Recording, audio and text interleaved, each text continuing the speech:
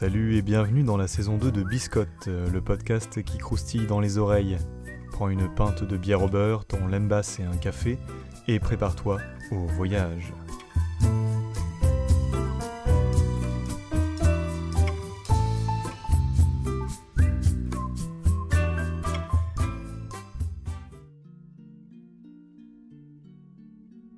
Tout vient d'un paradoxe. Une chose impossible à penser et pourtant qui existe, du moins, dans notre imaginaire. Et cette chose effrayante, quand on cherche à la concevoir, c'est la mort. L'esprit humain se refuse à l'impossible et lorsqu'il touche à sa propre fin, on se retrouve dans l'angoisse, la crainte et le désordre. Surtout lorsque ce paradoxe dévore avec amour et délectation de la cervelle à ne plus savoir qu'en faire. Penchons-nous donc un peu sur le cas du mort-vivant. Ni vraiment vivant, ni vraiment mort, ça on l'aurait compris, le mort-vivant est de toutes sortes, souvent humain ou animal et surtout inhumain. Car là où l'étincelle de vie est partie, elle a été remplacée par quelque chose de violent, sournois et peut-être même un peu malveillant.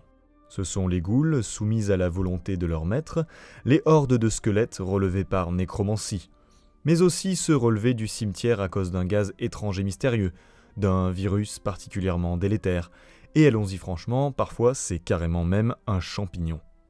Bien entendu, il semblerait que les différentes origines de leur non-trépas ne puissent jamais se croiser, de telle sorte qu'il nous serait quasiment possible de parler d'un multivers zombie. Sans mauvais jeu de mots. Multivers, vous avez compris, ça gigote, etc. Non? Bon, ok. Qu'en est-il maintenant des survivants ? Car, autant qu'on le sache, le mot mort-vivant vient aussi avec cet autre mot composé, sur-vivant. Le genre de mec plutôt coriace qui ne s'en laisse pas dire. Mais là repose le problème. Ne serait-il pas en quelque sorte des reliques du passé ? Lorsque toute la population est transformée en mangeurs de chair humaine, ne peut-on pas dire que la normalité a franchi un autre cap ? Il faudrait le demander à Robert Neville de « Je suis une légende ». Parlons peu, mais parlons bien.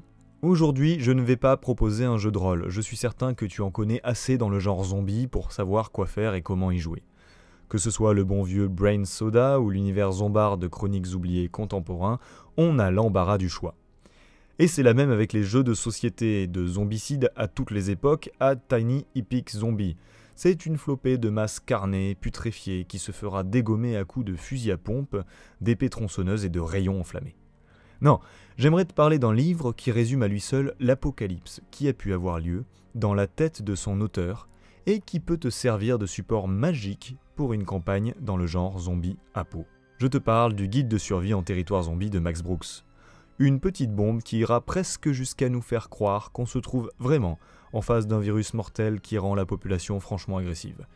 Attendez quoi ? C'est pas... ok. Dans ce bouquin, Max analyse les possibilités de survie dans ta petite banlieue ou ton appartement, les moyens de ne pas faire de bruit en zigouillant du zombie et surtout, la raison qui a poussé Mamie à se relever d'entre les morts pour fiche la frousse à Fripou, son Doberman sénile.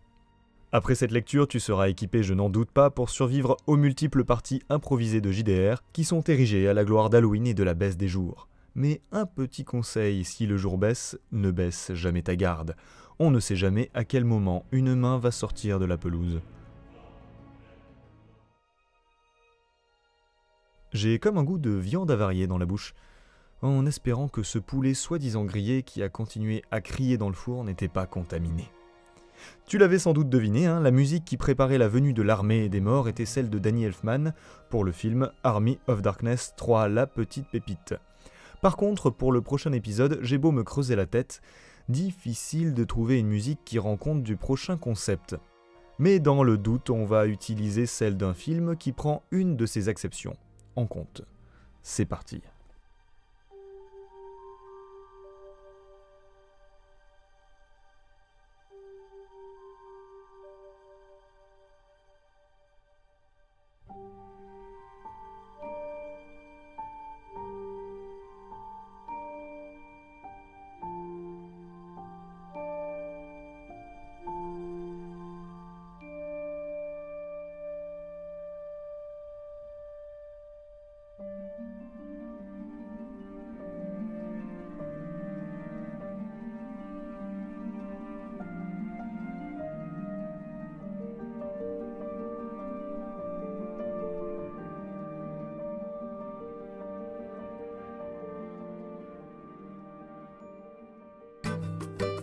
C'est la fin de cet épisode de Biscotte, hélas, mais tu peux retrouver tous les épisodes sur la chaîne YouTube Indécent et sur notre page Encore, ainsi que sur ta meilleure application de podcast.